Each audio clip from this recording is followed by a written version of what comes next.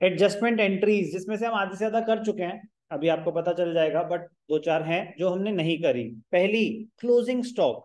Closing stock, valuation of closing stock, it is not a transaction, it is N adjustment. It is not a transaction, it is N adjustment. मतलब जब साल खत्म होता है, आपने जो जो सामान खरीदा वो परचेजेस में दिखा दिया, जो जो सामान बेचा वो सेल्स में दिखा दिया। Eight the end of the year जो सामान बच गया उसको बोलते हैं क्लोजिंग स्टॉक।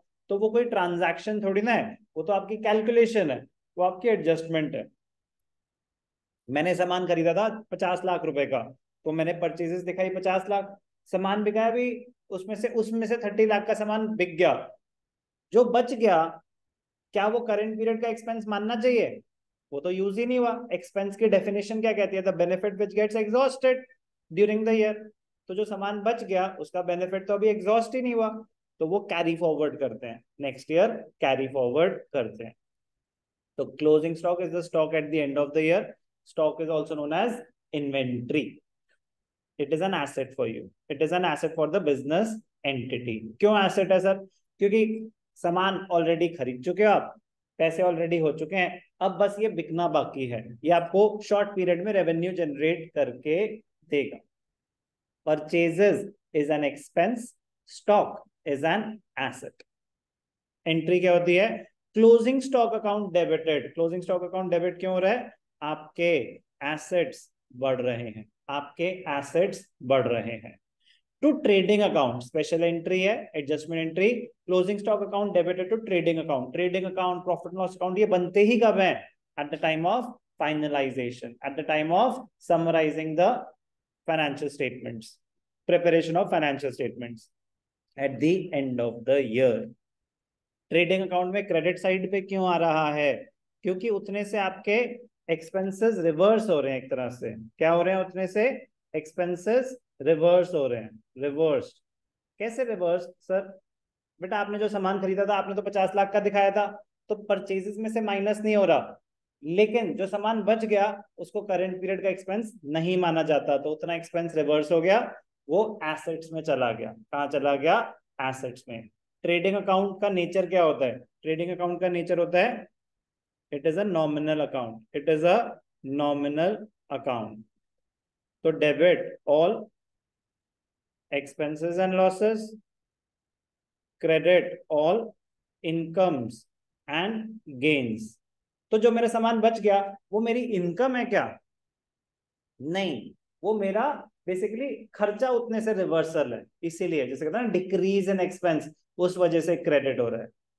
मैंने सामान खरीदा था 50 लाख का, तो मैंने कितने एक्सपेंसेस दिखा रखे हैं? 50 lakhs.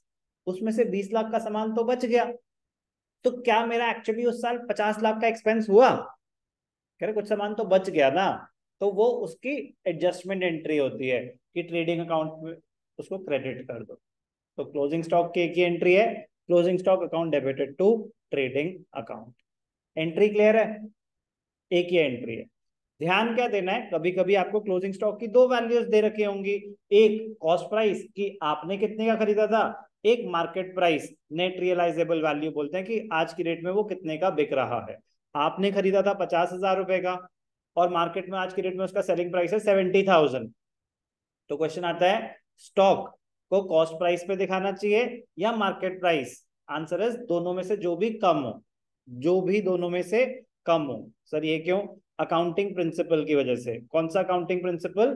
Concept of prudence. Concept of prudence क्या कहता है? कॉन्सेप्ट ऑफ प्रूडेंस, नाम तो सुना ही होगा, सुना है, पहले एक दो बार बोल ही चुका हूं बातों बातों में।